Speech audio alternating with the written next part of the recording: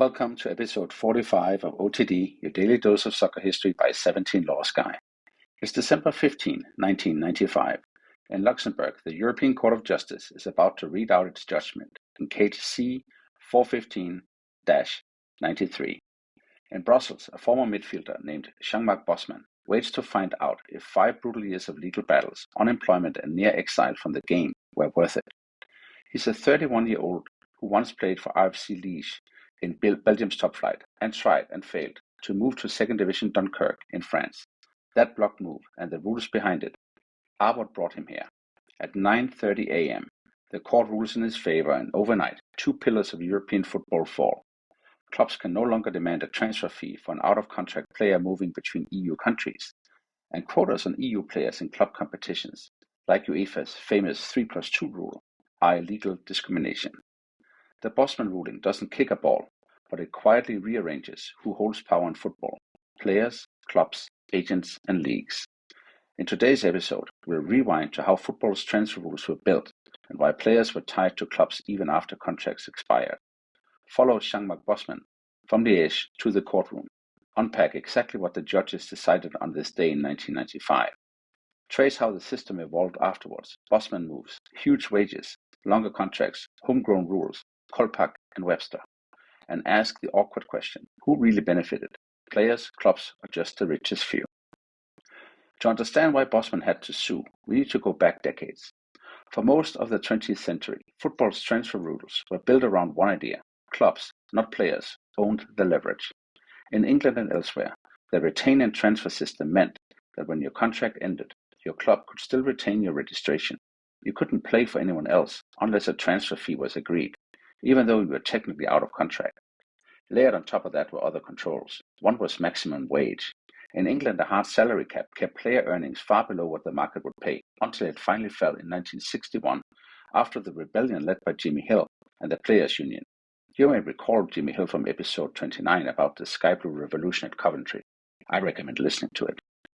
Another control was domestic transfer rules. National associations across Europe ran similar systems. Your registration belonged to the club. They could block a move or demand a fee as a condition for letting you go. Players did occasionally push back. In 1963, George Eastham challenged Newcastle United and the English FA over the retain and transfer rules. A UK court called the system an unreasonable restraint of trade and forced changes. But even after Eastham, clubs still had plenty of ways to control movement and demand fees. By the 1980s, 2 more layers mattered in Europe. First, transfer fees even after contracts ended. If you were out of contract but wanted to join a club in another European community state, the old club could still demand a fee. National associations and UEFA rules backed this. If no fee was agreed, the new association might simply refuse to register you. And second, foreign player quotas. UEFA competitions had strict limits, most famously the 3+2 rule: 3 foreign players plus 2 assimilated ones per club. Foreign here often meant not from this national association. So even if you were a citizen of a country in the European community, a French player at an Italian club counted as foreign in Europe. There were warning signs. In 1976, the Donau versus Montero case hinted that nationality-based quotas in professional sport clashed with European community law, except for genuine national team issues. But football carried on. Transfer fees for out-of-contract players, quotas on EC or EU nationals. Clubs saw it all as, quote, sporting rules, unquote. Players saw something else: a cartel. Into that world walks Jean Marc Bosman. Bosman was born in 1964 in Liège, Belgium, a midfielder with good technique but not superstar status. He came through at Standard Liège's academy before landing at RFC Liège in the Belgian First Division. He even played for Belgium at under 21 level, a solid pro but not a household name. By 1990, his contract with RFC Liège was up. The club offered him a new deal on sharply reduced terms, roughly 75% less pay according to later court documents and reporting. He refused. Instead, he found a move. French second division side USL Dunkerque wanted him. They agreed on personal terms, a chance to restart his career across the border. Then the rules kicked in. RFC Liège demanded a transfer fee, even though his contract had ended. Dunkerque weren't willing to meet the price, and the Belgian FA refused to issue his international transfer certificate without agreement. No certificate, no registration. No registration, no games. Bosman was stuck. unable to play for Liège on the old salary, unable to move to Dunkerque, effectively unemployed mid-career. He took a wage-cutting deal with a lower division Belgian club just to keep playing while the case unfolded. But word spread, this guy is trouble. Offer dried up. His football life shrank as the legal case expanded. With the help of lawyers and the Players' Union, Bosman sued RFC Liège, the Belgian FA, and UEFA. His argument was straightforward. Article 48 of the EEC Treaty guarantees free movement of workers inside the community. Requiring a transfer fee for an out-of-contract player moving between states is a restriction on that freedom. And limiting the number of EC nationals a club can field in European competition is discrimination based on nationality. The case went up through Belgian courts, which eventually referred key questions to the European Court of Justice. By late 1995, Bosman's playing career is largely wrecked. He's 31, bouncing around lower-tier clubs and semi-pro setups, with his name better known in law faculties than on terraces. But now, finally, comes Judgment Day. On this day in 1995, the court delivers its verdict. Two core rulings change football forever. First, no transfer fees for out-of-contract EU players moving within the EU. The court holds that requiring a fee for an out-of-contract player to move between clubs in different member states is an unjustified restriction on free movement of workers. Clubs and associations are, in effect, colluding to limit the labour markets for players. From now on, when your contract expires, you can move freely to another EU club. No transfer fee. That's where the phrase Bosman transfer comes from, a free move at contract end. And second, no nationality quotas for EU players in club competitions. Limiting the number of EU nationals a club can field in European competition is discrimination based on nationality. UEFA's 3+2 foreign player rule falls. Clubs can no longer treat, say, a French player at an Italian club as a foreigner for quota purposes. The court does acknowledge the sport has special features that national teams can still select based on nationality. But when we are talking about paid club football, players are workers. EU law applies. Football's authorities react with horror. The warn of chaos in the transfer market. Small clubs fear they'll lose valuable players for nothing, and some officials calls it an attack of football by remote judges.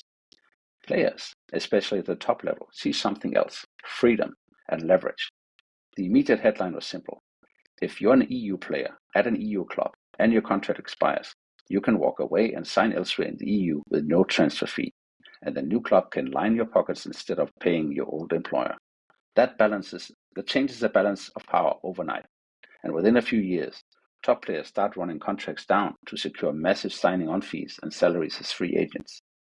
Agents become crucial, orchestrating Bosman moves and using the threat of a free transfer to negotiate pay rises. Wages as a share of club revenue rise significantly across the big leagues. At the same time, abolishing EU nationality quotas reshapes squad building.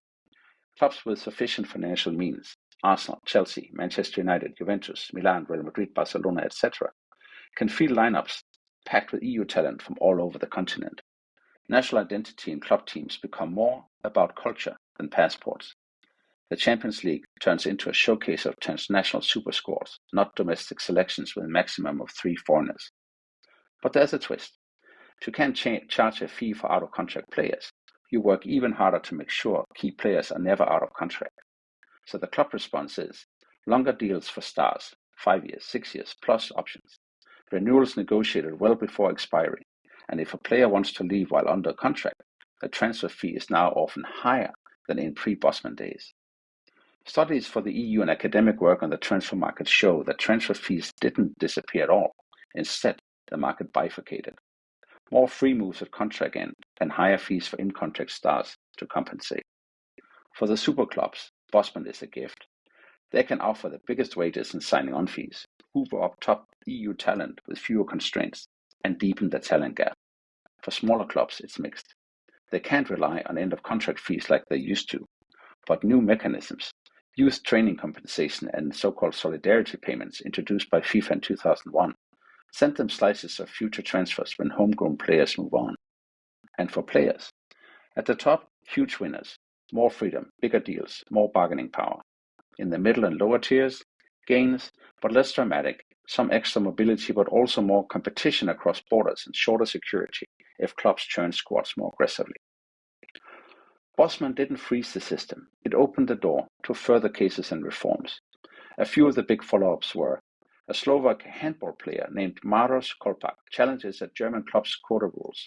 The court says that citizens of countries with association agreements with the EU, like many in Africa, the Caribbean, and Pacific under the Cotonou Agreement, can't be discriminated against either. The Kolpak ruling spills into football and other sports. Players from certain non-EU nations stop counting as foreigners in some leagues, further blurring the ideas of foreigners. Scottish defender Andy Webster unilaterally terminates his contract with Hearts after the protected period defined in FIFA's rules, and then signs elsewhere. The courts uphold his rights to do so with limited compensation. For a brief moment, people talk about Webster transfers as a new Bosman, players walking out of mid-deal. In practice, the mechanism is used sparingly, but it underlies the principle: contracts bind both sides, players aren't property.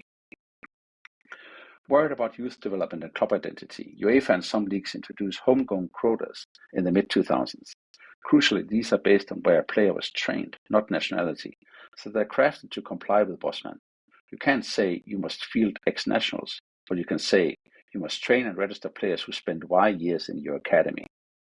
To soften the blow for small clubs, FIFA's 2001 rules create training compensation whether a young player signs his first pro contract or moves until age 23, and solidarity payments, a slice of later transfer fees flowing back to clubs that develop the player. These systems are imperfect and legally contested, but they are very much a response to the post-Bosman landscape. Through all of this, the basic Bosman logic holds. Within the EU, footballers are workers with mobility rights. Sporting regulations can't simply ignore that. For the industry, Bosman becomes shorthand for free transfers and player power. For the man himself, it's a very different story. After the ruling, Bosman receives damages and settlements. Various reports put the total around the equivalent of several €100,000, but much of it goes to legal fees, debts, and back taxes. He never gets a big contract in the new freer market his case created. By the late 1990s and 2000s, articles describe bouts of depression, alcoholism, car accidents, strained personal relationships, and financial struggle.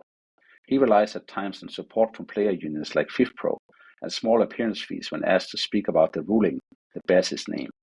Meanwhile, the beneficiaries of Bosman are everywhere.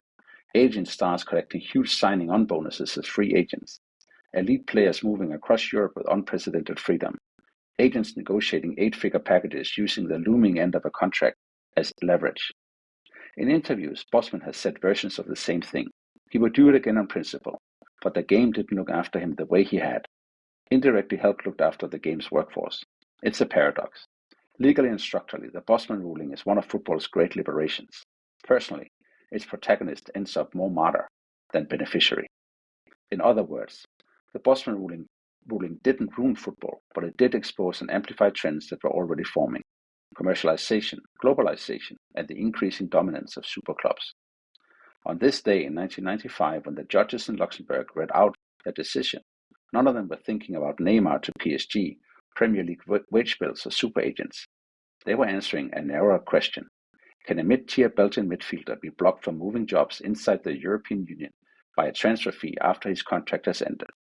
The answer was no, and from that no, modern football's transfer era began. That's all for episode 45 of OTD. The day Jean Marc Bosman won his case, free movement came to football and the transfer system had to rebuild around EU law. If you got memories, sources, or views on Bosman, did they liberate the game or just turbocharge inequality? Then email us at otd@17lawsguy.com, subscribe, and leave us a 5-star review so the algorithm can send more football nerds our way. Tomorrow, in episode 46, we head to 1990 and the debut of a skinny Catalan midfielder for Barcelona, Pep Guardiola, and trace how that first senior appearance led, slowly but surely, to a revolution in how the world understands space, passing, and control. Stay tuned, and see you then.